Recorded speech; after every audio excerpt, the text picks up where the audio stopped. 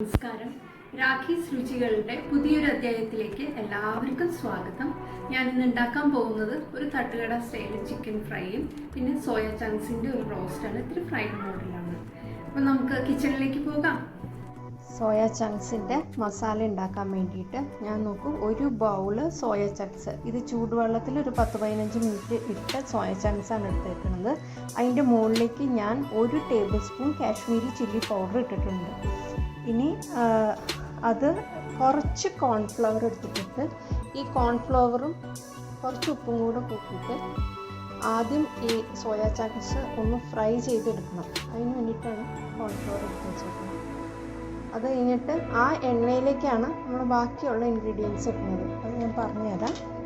ഇഞ്ചി വെളുത്തുള്ളി അരച്ചത് 1 ടേബിൾ സ്പൂൺ, കരിവേപ്പില, 2 പച്ചമുളക്, 2 വലിയ സവാള സ്ലൈസ് ചെയ്തത്, 1 തക്കാളി, ആവശ്യത്തിന് ഉപ്പ്. ഇപ്പോൾ നമ്മൾ ഈ സോയ ചങ്ക്സിലേക്ക് ആവശ്യമുള്ള ഉപ്പും കൂടെ ചേർക്കുകയാണ്. ഇതിപ്പോൾ ഒരു 1/2 ടീസ്പൂൺ ഉപ്പ് ഇട്ടിട്ടുണ്ട്. ഇനി ഇത് നന്നായി മിക്സ് ചെയ്തിട്ട് ആദ്യം ഫ്രൈ ചെയ്തെടുക്കണം. ഇതിപ്പോൾ കടായി അടി കത്തിച്ചിട്ടുണ്ട്. കടായി ഏകദേശം ചൂടായി. അതിലേക്ക് നമ്മൾ ആവശ്യത്തിന് എണ്ണ ഒഴിക്കുക. എണ്ണ നിങ്ങൾ ഏത് എണ്ണയാണ് നിങ്ങൾക്ക് ഇഷ്ടമെന്ന് വെച്ചാൽ അതേപോലെ എടുക്കുക. ഞാനിവിടെ റൈസ് ബ്രാൻ ഓയിലാണ് എടുത്തിരിക്കുന്നത്. ഇനി ഈ എണ്ണ ചൂടായി വരുമ്പോൾ നമ്മൾ അതിലേക്ക് സോയ ചങ്ക്സ് ഇതാണ്. അതൊന്ന് ജസ്റ്റ് ഫ്രൈ ആയിട്ടൊന്ന് എടുക്കുക.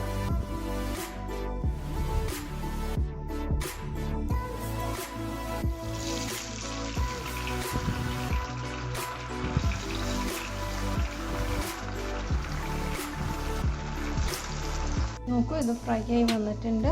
ഫ്രൈ ആയത് മുഴുവൻ നമ്മൾ പാത്രത്തിലേക്ക് വാങ്ങുകയാണ്.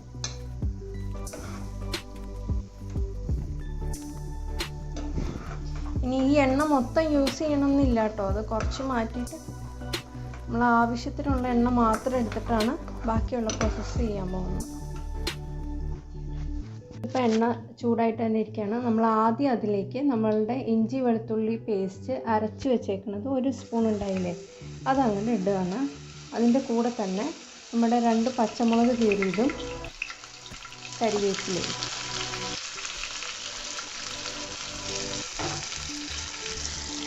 അതൊന്ന് മൂക്കുകയാണ്. ഒപ്പം തന്നെ നമ്മൾ ഒന്ന് ഇളക്കിയിട്ടുണ്ട്. അതിൻ്റെ ഒപ്പം തന്നെ 2 സവാള ഗ്രേറ്റ് ചെയ്തതല്ല, സ്ലൈസ് ചെയ്ത് വെച്ച നൈസായിട്ട് സ്ലൈസ് ചെയ്തതാണ് അതിടാണ്. ഇത് നന്നായി കിടന്നൊന്ന് മൂത്ത് വരണം. അതിൻ്റെ ഒപ്പം തന്നെ നമ്മൾ ഒരു 1/2 സ്പൂൺ ഉപ്പ് ഇടുന്നുണ്ട്. അതായത് സവാളയുടെ നീര് വേഗം വഞ്ഞ് കിട്ടാൻ വേണ്ടിയിട്ട് നമ്മൾ ആദ്യം തൊട്ട് പറയുന്നതാണ് നമ്മളുടെ വീഡിയോകളിൽ. ഉപ്പ് ഇട്ടുണ്ടെങ്കിൽ സവാള വഴട്ടാൻ നേരത്ത് ആദ്യമേ ഉപ്പിട്ടാൽ വേഗം സവാള വഴണ്ട് കിട്ടും.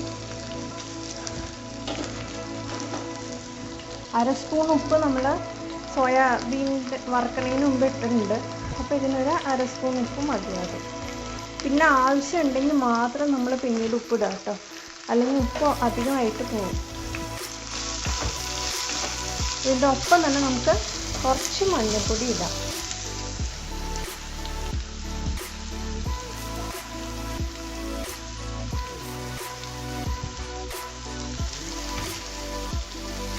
നന്നായി വഴറ്റിയെടുക്കുക. ഇതൊന്ന് നന്നായി വാടി വരുമ്പോഴാണ് അടുത്ത മസാലകൾ നമ്മൾ ചേർക്കുന്നത്.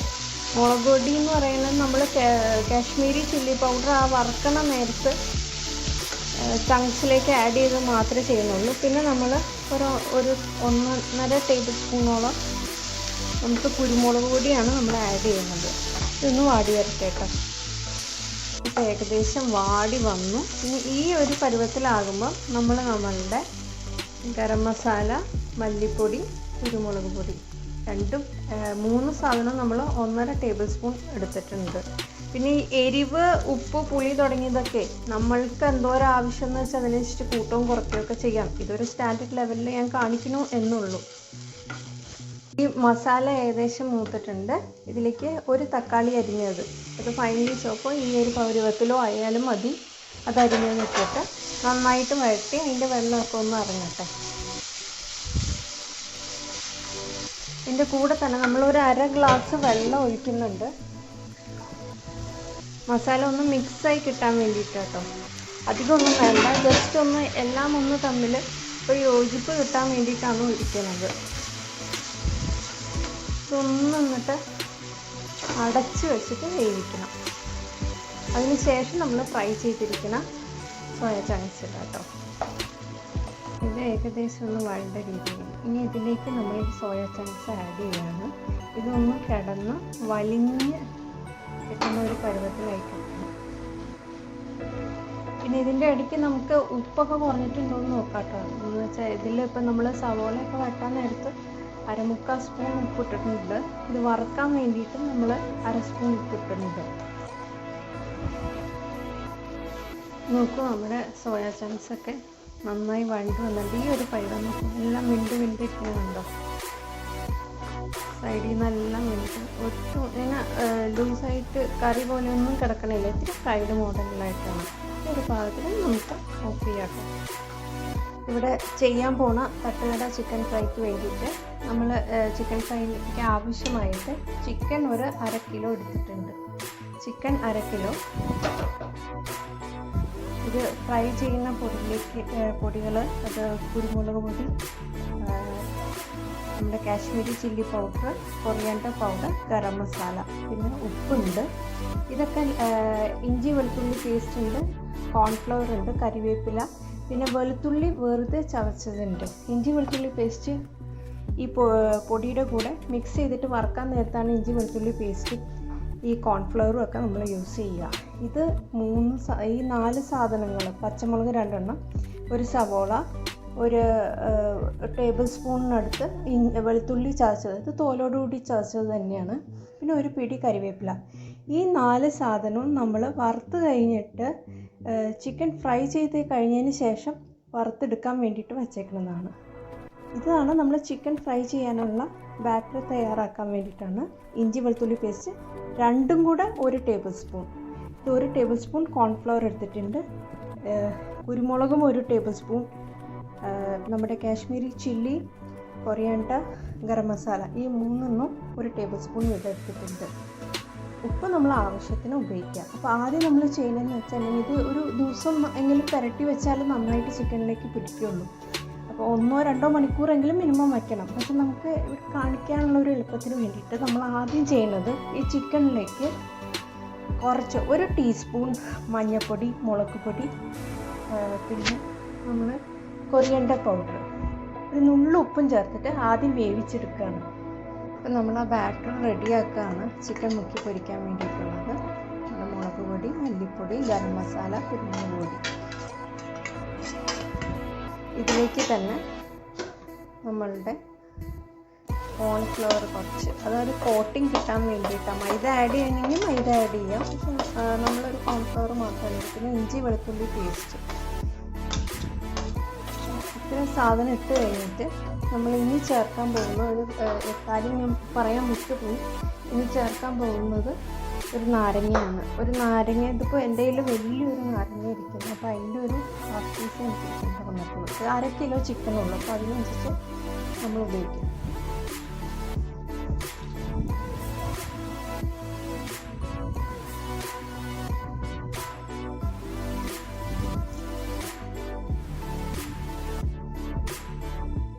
അതിൻ്റെ കൂടെ തന്നെ നമ്മൾ 1 ടേബിൾ സ്പൂൺ തൈരും കൂടെ ചേർക്കുന്നുണ്ട്.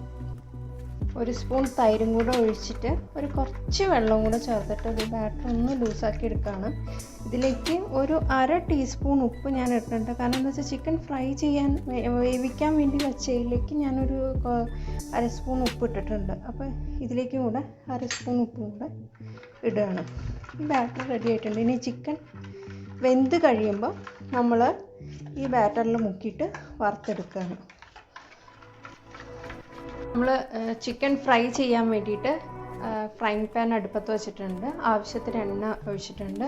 അതൊന്ന് ചൂടാകുമ്പോൾ നമ്മൾ വേവിച്ച് വെച്ചേക്കുന്ന ചിക്കൻ ഉണ്ടല്ലോ, ഉപ്പ്, മഞ്ഞൾപ്പൊടി, മല്ലിപ്പൊടി, മുളക് പൊടി, ഇത് എല്ലാം ഓരോ ടീസ്പൂൺ വീതമായിട്ട് വേവിച്ച് വെച്ചിട്ടുണ്ട്. അത് വേഗം പിടിച്ച് കിട്ടാൻ വേണ്ടിയിട്ടാണ് ഞാൻ ചെയ്തത്. അപ്പോൾ ഈ വേവിച്ച് വെച്ചേക്കുന്ന ചിക്കൻ ഞാൻ ആ ബാറ്ററിലേക്ക് ഇട്ട് വെച്ചിട്ടുണ്ട്. ഇനി ഇതിൽ നിന്ന് എടുത്തിട്ട് നമ്മൾ ഫ്രൈ ചെയ്തെടുക്കാൻ പോകണം.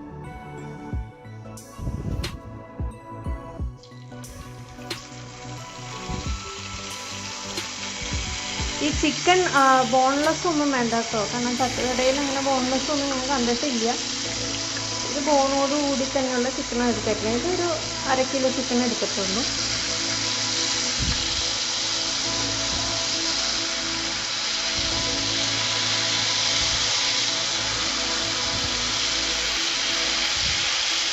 ചിക്കനൊക്കെ പാകത്തിന് ഫ്രൈ ആയി വന്നിട്ടുണ്ട്. നമുക്ക് കോരിയെടുക്കാം. ചിക്കൻ ഓൾറെഡി വെന്തേക്കണായതുകൊണ്ട് പുറത്തുള്ള മസാല കോട്ടിങ് മാത്രം മൂക്കേണ്ട ആവശ്യമുള്ളൂ.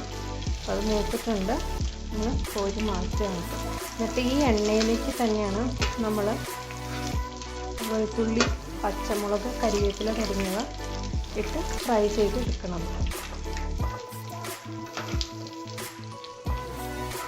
ഇത് മാറ്റുമ്പോൾ അതിൻ്റെ പൊടികൾ ഒട്ടും ഇല്ലാണ്ട് നോക്കണം, അല്ലെങ്കിൽ വല്ലാണ്ട് കരിഞ്ഞു പോകുന്നത്. ഇതൊക്കെ പാകത്തിന് മൂപ്പെത്തിയിട്ടുണ്ട്.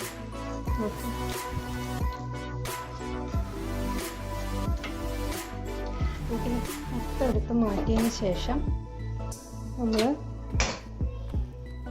ആദ്യം 2 പച്ചമുളക് ഇടാണ്. അപ്പം തന്നെ കരിവേപ്പില,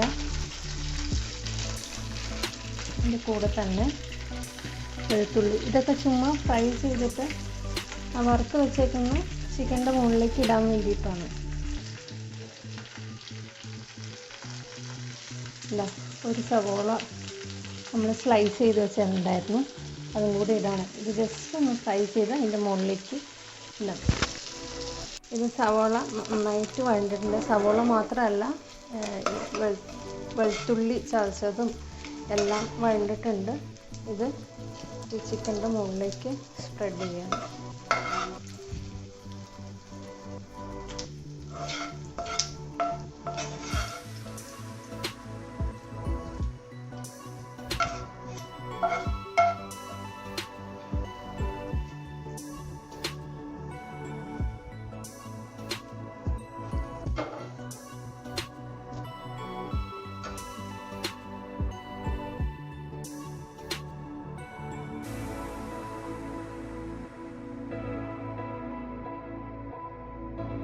നമ്മളുടെ സോയ ചങ്ക്സ് റോസ്റ്റ് റെഡി ആയിട്ടുണ്ട്. ഒപ്പം തന്നെ തട്ടുകട സ്റ്റൈൽ ചിക്കൻ ഫ്രൈയും റെഡി ആയിട്ടുണ്ട്. ഞാൻ കൂടെ കഴിക്കാൻ വേണ്ടിയിട്ട് 2 ചപ്പാത്തി മുട്ട വെച്ചിട്ടുണ്ട്. ഗാർണിഷിംഗ് മോഡലിൽ ഞാൻ ഇത്തിരി മയണൈസ് ഒഴിച്ചതാണ്. എല്ലാവർക്കും ഇഷ്ടപ്പെടും. എല്ലാവരും ട്രൈ ചെയ്ത് നോക്കുക. എൻ്റെ ചാനൽ ഇതുവരെ സബ്സ്ക്രൈബ് ചെയ്തിട്ടില്ലെങ്കിൽ സബ്സ്ക്രൈബ് ചെയ്യുക, സപ്പോർട്ട് ചെയ്യുക.